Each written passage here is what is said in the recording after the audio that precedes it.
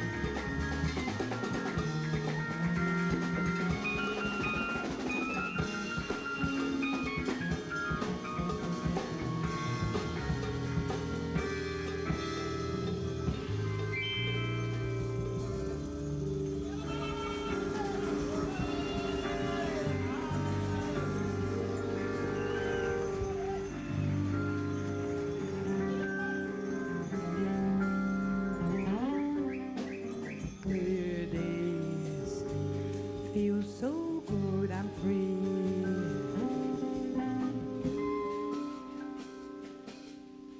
So light as a feather can be.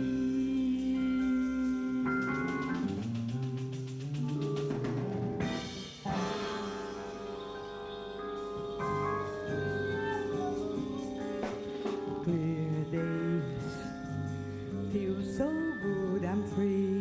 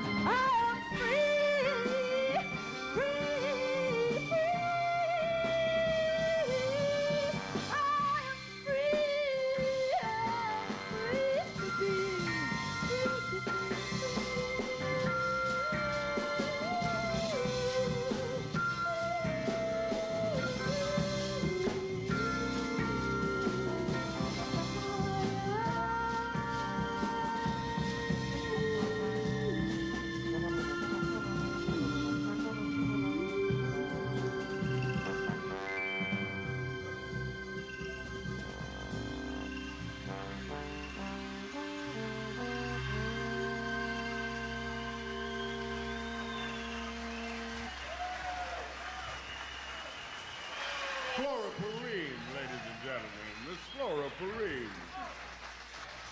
Yes. Yes, we're glad to be back with the butterfly lady. I would like to tell you that that's those of you who are here live and those of you who are on the other end of the radio checking us out, that we're all here because we love Flora Purim. And we all finally have the privilege to play with her once again. And that's a beautiful feeling.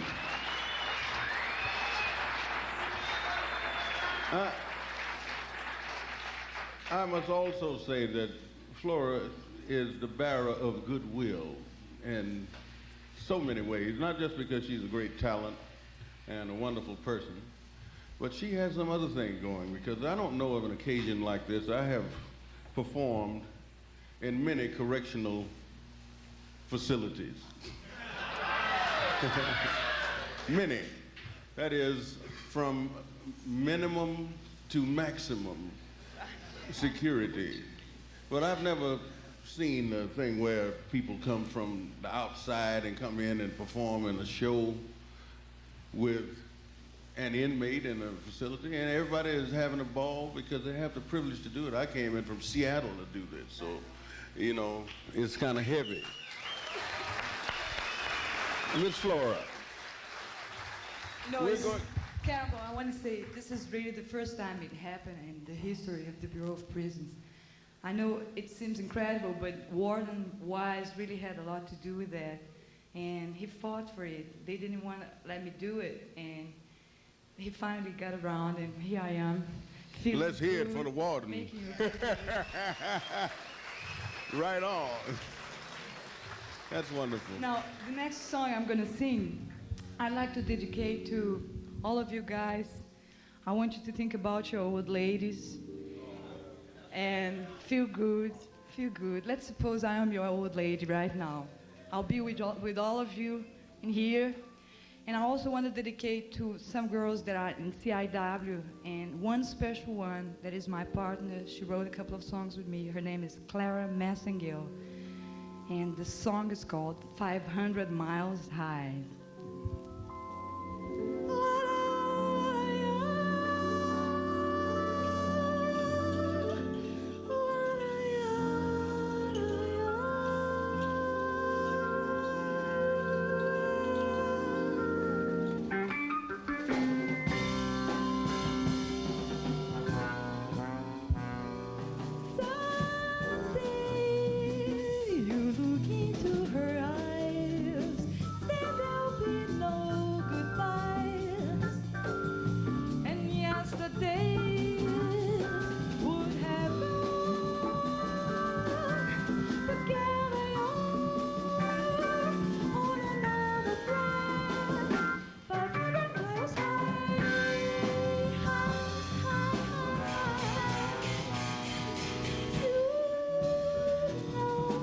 Just one look and you see she's so tender and warm.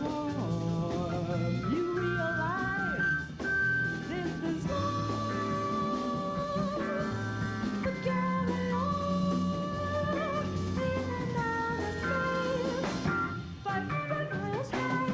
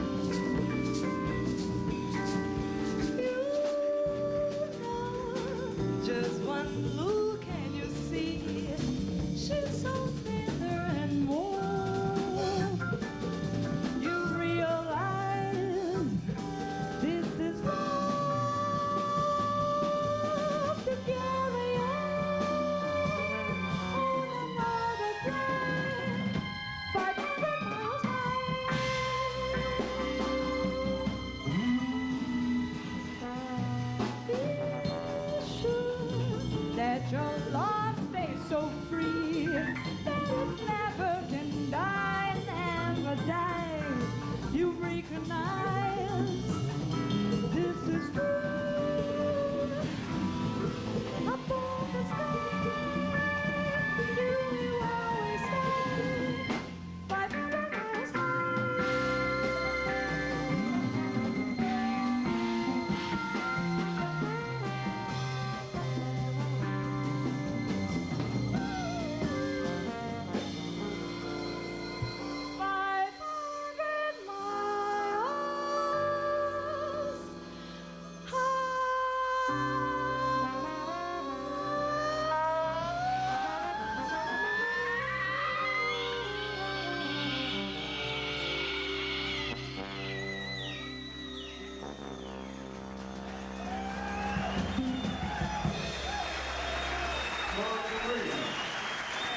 Yes, 500 Miles High. That's a composition by the great Chick Corea, who I'm sure some of you know. He bad. Yeah, I know. Here's a composition by a Brazilian composer whose name is Edu Lobo. And it's kind of fitting since Raul, Airto, and Flora are all Brazilians that they do this tune. This one's called, what is it? Casa Forte. Yeah. Is my complex working?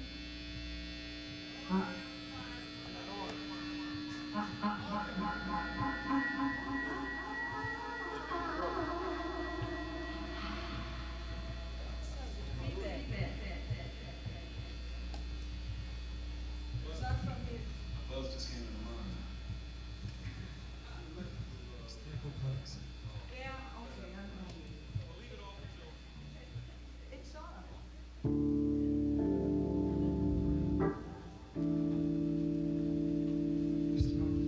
Turn it on. Turn it on.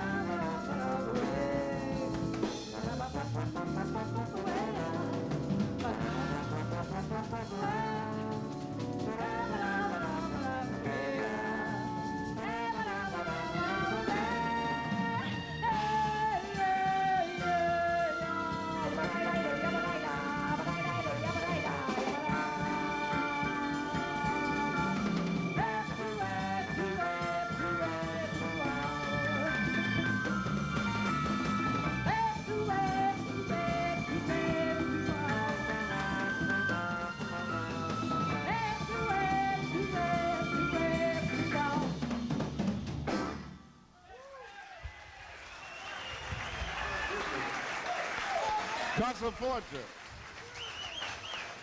Yeah, thank you very much. Flora Purim, once again, ladies and gentlemen. We are enjoying her so much. The next tune is a composition by the great McCoy Tyner. No, I changed my mind. Oh, good. That's what I like. It's her prerogative. You know what? You know, I want to give you something because you've been giving me a lot through the years. So, I'm going to sing you, for you, special, a Brazilian song that I know you happen to like a lot. Okay. It's called O Cantador, and it talks about a man that goes on the road with his guitar. And the only thing he does is sing about people he sees and about the world. And for the world that he's seeing now, he says that his song is pain, but it's so strong and brings love too. So that's the whole story. I'm going to sing it in Portuguese, which is my native language from Brazil.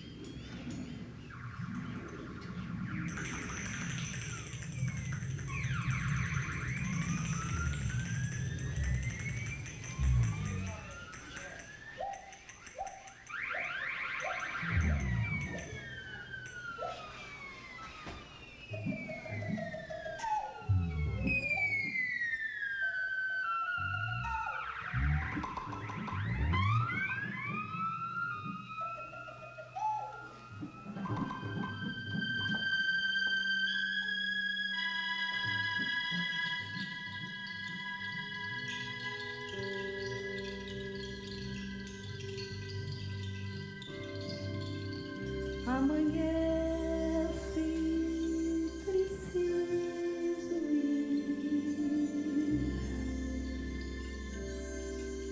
Meu caminho é sem volta e sem ninguém. Eu vou pra onde a estrada levar.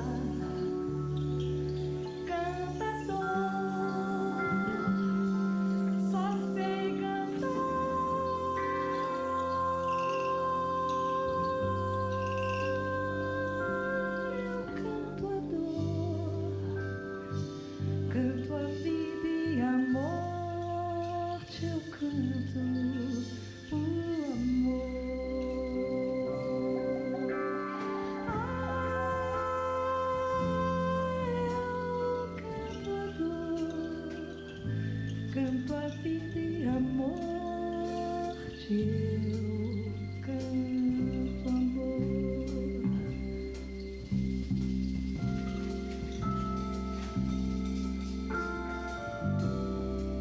Cantador não escolhe seu cantar.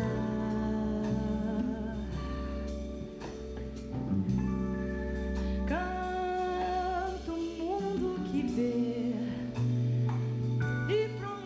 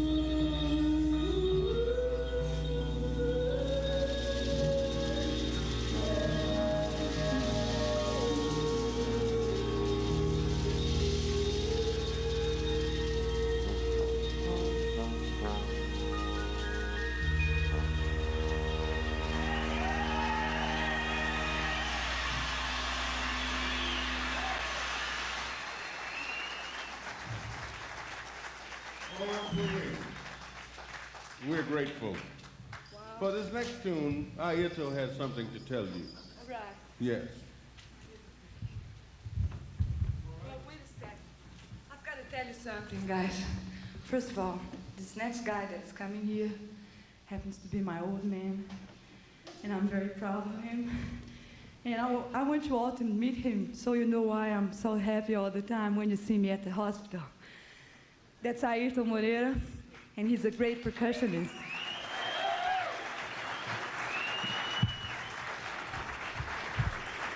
Mm-hmm. Thank you very much.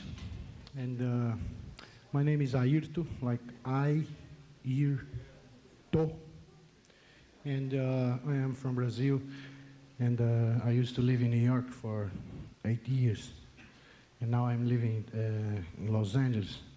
So I can come and visit Flora twice or 3 times a week. So I'm gonna be playing some of my instruments, for you.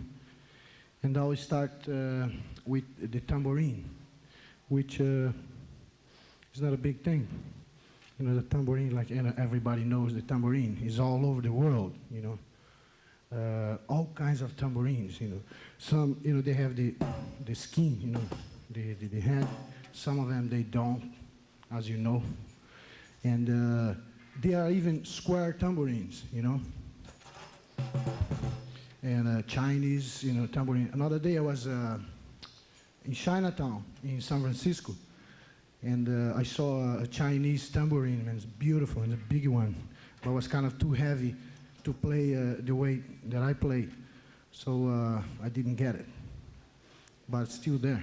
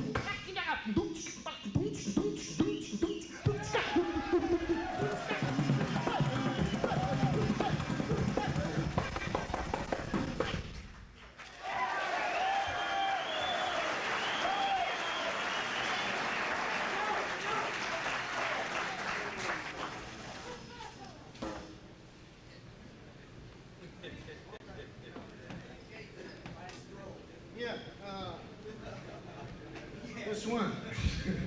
Yeah, I say yeah because, no, because I just said yeah. I could say no, which doesn't mean a shit anyway. Like, this instrument is called a cuica, and it's a Brazilian instrument, which, doesn't mean nothing. And has a bamboo stick, inside, which is attached to the front, the skin. And this is a wet piece of cloth. And it's a kind of, it's a friction, We should, with the wet piece of cloth. And the bamboo stick. And you get a weird sound.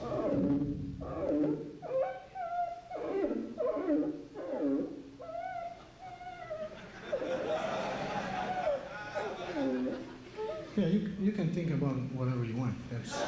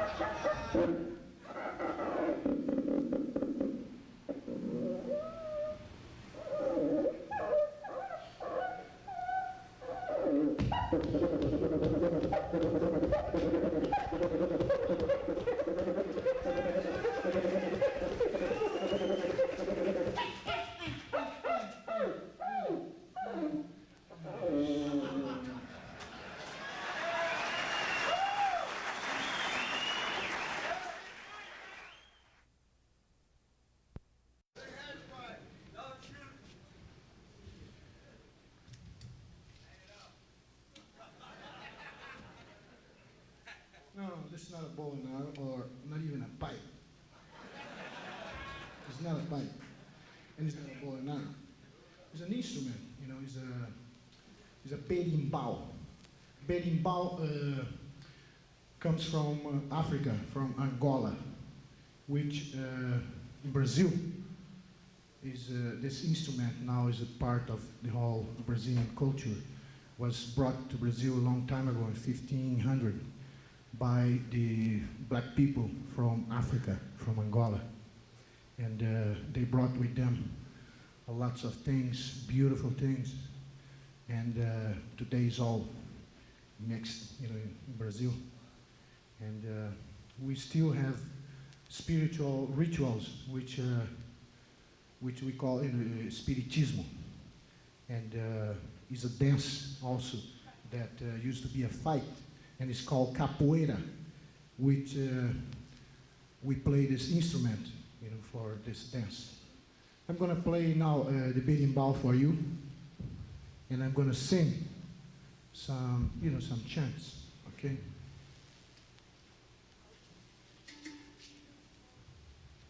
This is KBCA, Los Angeles.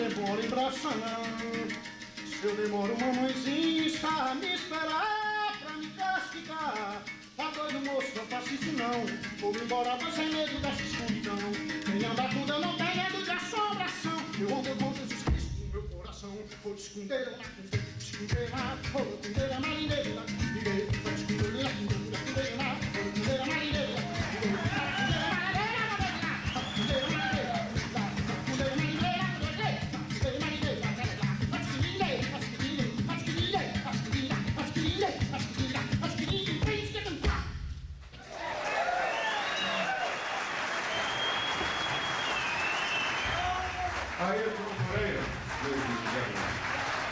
Yeah, remarkable. Once again, we welcome back the band and Miss Flora Purim. A composition by another Brazilian, Airto. This one's called Jive Talk.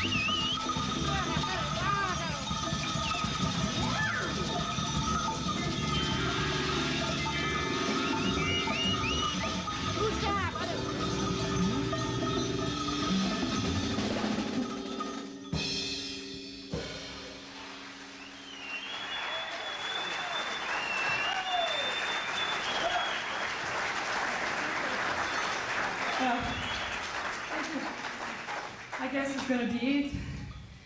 And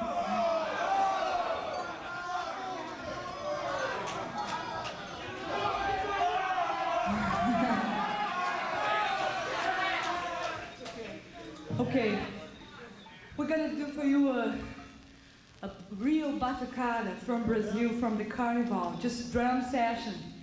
And I hope you get off on it and will be it. Thank you very much for giving me all your support and being here.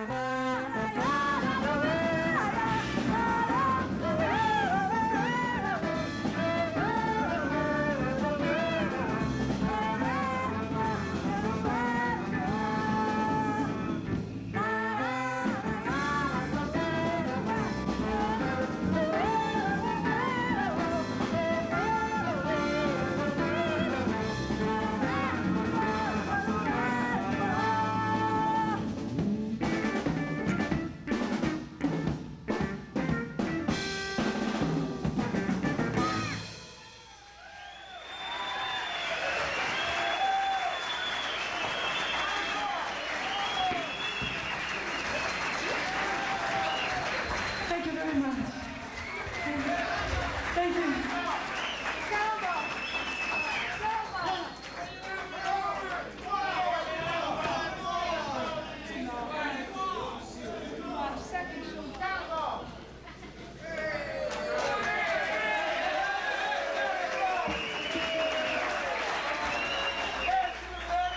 Thank you, ladies and gentlemen. I think there are about 3 ladies out there.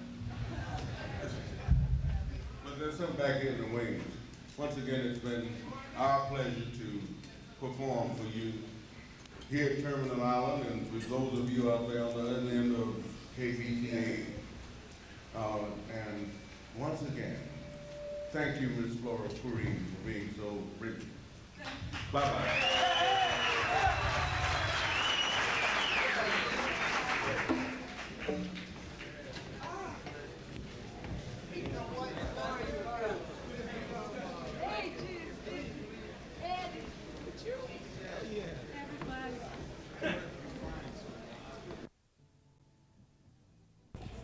Well, this is Leonard Feather here on KBCA FM, and it's a rather strange situation there because normally at this time every Sunday in the studios at KBCA doing my regular program, and for all you know I might have Flora Purim there as my guest, but there was no way of working that, so we did it the other way around. I'll tell you the basic facts before we talk to Flora. Flora Purim is giving a concert this afternoon at the Terminal Island Federal Correctional Institution in San Pedro. She has been an inmate here at the institution since last August. Flora Purim was voted #1 female singer in Downbeat's Readers' Poll last year after the release of only her first record as a solo artist. That means she was ahead of Ella Fitzgerald, Sarah Vaughan, all the great singers of history. which is quite remarkable. She's won universal acclaim from critics here and abroad, and her albums have garnered all kinds of top airplay and just everywhere, middle-of-the-road pop, easy listening, and of course the jazz stations like KBCA.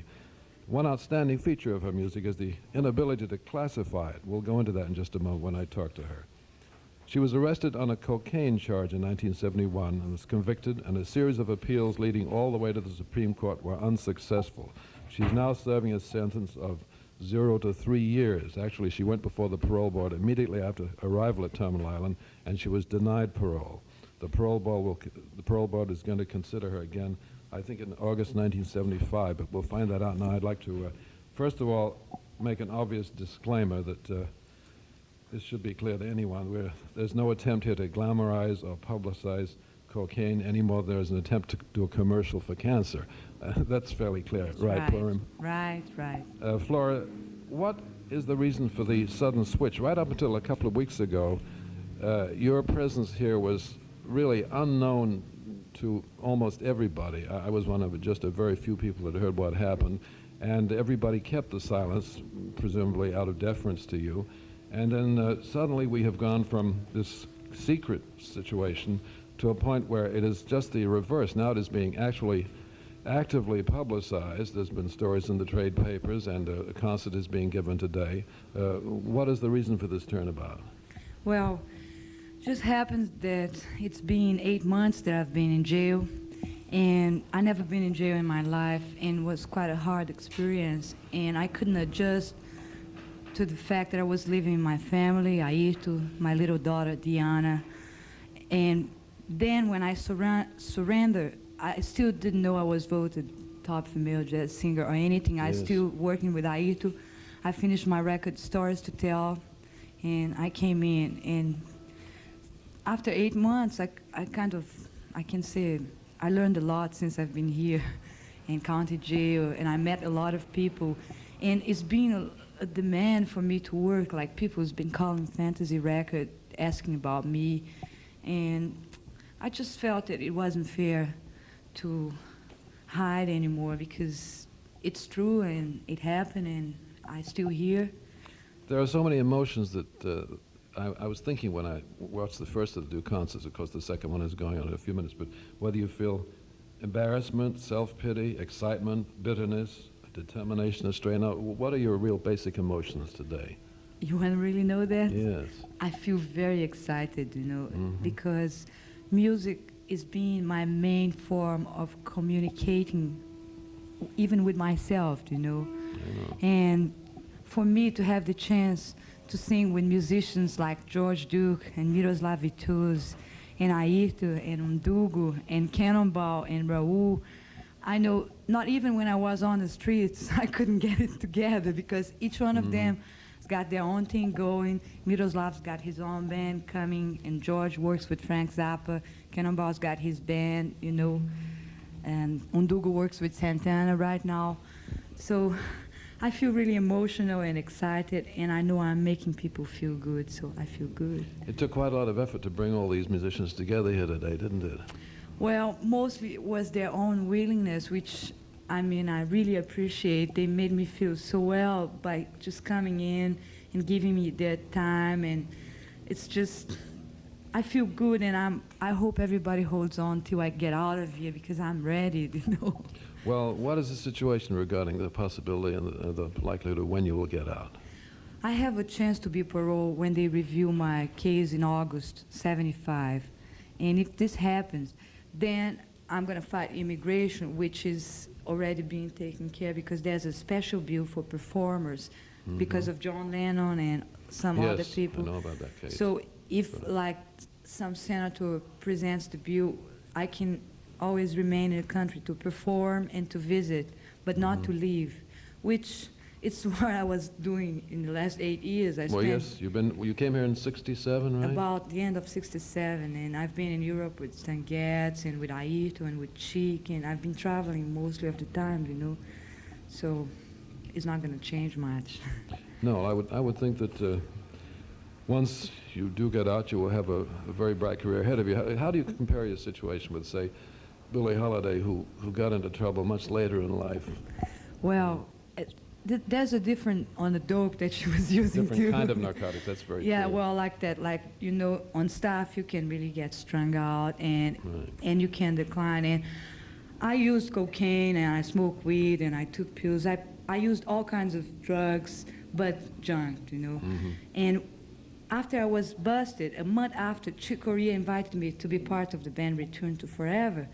So when we had to go to Japan, I told him, listen, I don't know if they're going to let me go because I was busted. I told him about what happened, and he said, why don't you come to a Scientology place and talk to some people that I know?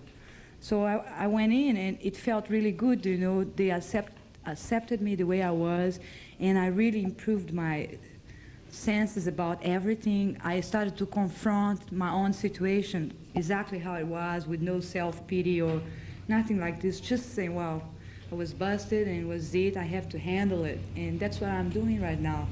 Well, that answers my question then. No self-pity, no real bitterness about Well- what's happened. Maybe a little. No, I saw horrible things, you know, and they're gonna stay inside of me for the rest of my life. But I think I learned from it, you know, and I just find out that there are other kind of people that need understanding and help, and they're human beings just like me, you know. And of course I found out in a hard way, but everything is worth it, you know, and I'm taking a great lesson out of my jail time. Well, your spirit and your morale sound marvelous. It's really impressive. How have the contacts been with the outside, with musicians writing to you and so forth? Incredible. I've got letters every month from Billy Cobham, from Stan Getz, from Chick Corea, from Stanley. They even writing music and sending it to They me. do? Here. Yeah. And Airto comes to visit me twice a week and brings Diana. And once in a while he writes a song for me and I write a song for him. And that's what's happening.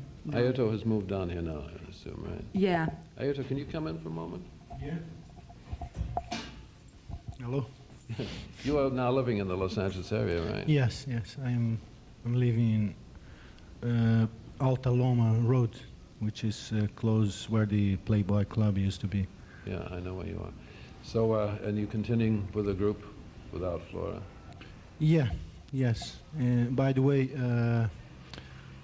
I am, you know, this thing that happened, you know, with Flora and myself, you know, our family, had changed a lot of things for better, you know, because we can see much clearer now, lots of things that we couldn't see before, and I am putting a new group together, and with a whole new spirit, you know, not really musically speaking, but the whole thing, mean, with the you know. attitude. Yeah, the attitude and how to handle, you know, everything else, you know, and I am signing a new recording contract also, That's great. and I think it's going to be with Arista Records, and I Clive wish Davis. you luck with that. Yeah. Flora, let me ask you another question for a moment. A lot has been said about the wordless singing that you do, which constitutes a great deal of your performance. How did that develop? It's not really like any kind of wordless singing that's gone before. You can't call it scat singing. In fact, you can't really classify anything that you do.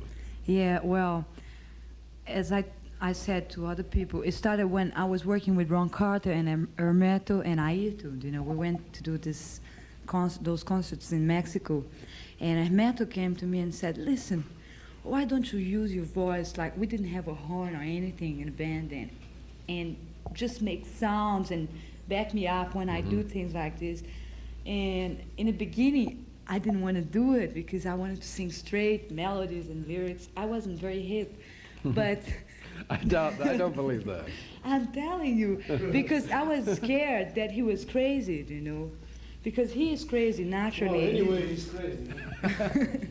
He has ideas like bringing animals to studios and have them make sounds and play soprano sax and things like this.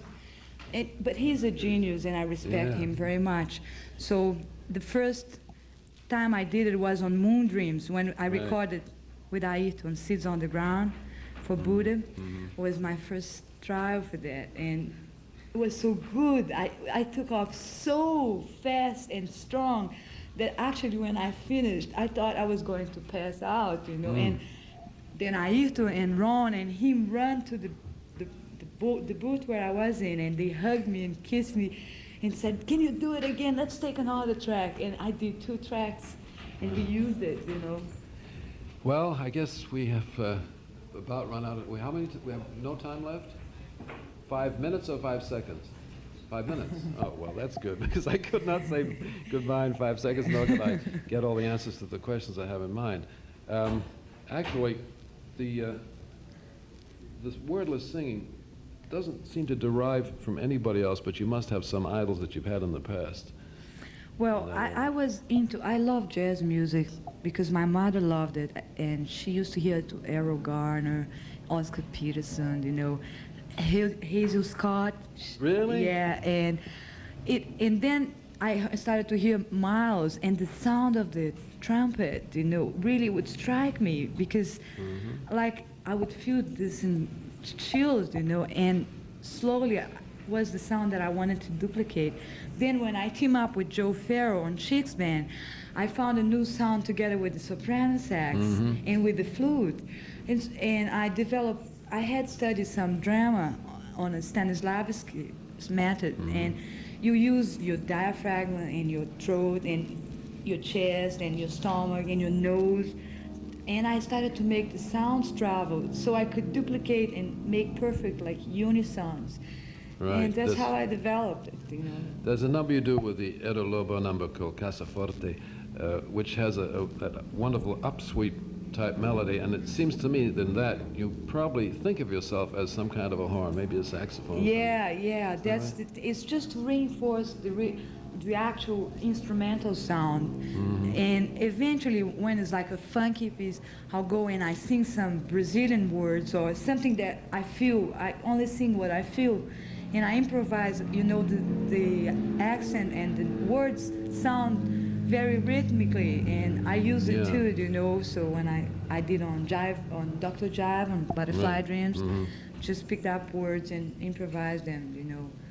There's a certain aspect of that I think does qualify as jazz. You say you don't want to be categorized as any one thing, and I think jazz is just one of your many bags. Isn't that true? Oh, I love it. I said to Downbeat, to Lynn Lyons, and that's the way I feel. I feel really honored because all this is happening to me. And like the musicians in my country, when I came in, I used to sing ballads. I loved Dinah Washington. And really? I had all her records, and I sang I Should Care. And, and even Ella, I sang What's New and things that standard tunes. And when I came in, the musicians said, well, just don't try to make it as a jazz singer because you're Brazilian and your background is different. And they born listening to 4/4 tempos. You can't possibly beat it. Do you think that's true? That's what they told me in there before I came in here. When I came in here, the first thing that blew my mind was when I met Gil Evans. He was one of my idols. And when he invited me to sing with the band, was the top of what I ever felt. I never thought I could make it, and I made it, and he was there all the time, and he wanted me to sing more and more and more. Then came Chick and Stan Getz and Duke Person, and one day I was at Walter Booker's house playing the guitar, and Thelonious Monk was there. And I never met him. I didn't see him. I didn't know it was him. And I played a ballad, a Brazilian ballad, and I sang. So he didn't say a word. He asked me to play it again. And when I finished, he came in and hugged me and kissed me, you know. And I couldn't believe it. And Maria Booker told me, do you know who's that? That's Thelonious Monk. Next thing I did, I saw him at Club Baron in Harlem. Yes. And I never thought he recognized me because you know how he is. He picked me up by the hand and introduced me to each musician, you know, and told them, check her out, check her out.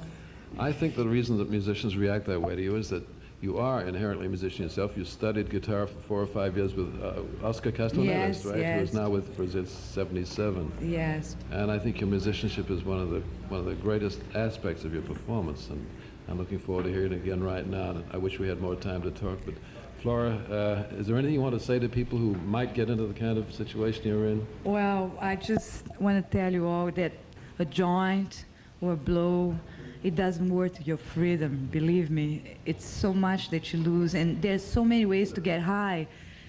without life. drugs, right? Music is one of the best ones, but if you write poetry, or if you make leather, anything you do is an art, you know. Just get off in it and forget about drugs, because drugs is something that you depend on, and you got to depend on yourself. That's a wonderful closing thought. Flora Purim, it's been wonderful talking to you, and I hope the next time we meet, your next birthday, by the way, and belated happy birthday, I should say. That was All right. Thursday, right? Yes. And your next birthday, I hope we'll meet somewhere else out in the world. Thank you very much. Thank you, all of you. And we'll be back right away with the concert.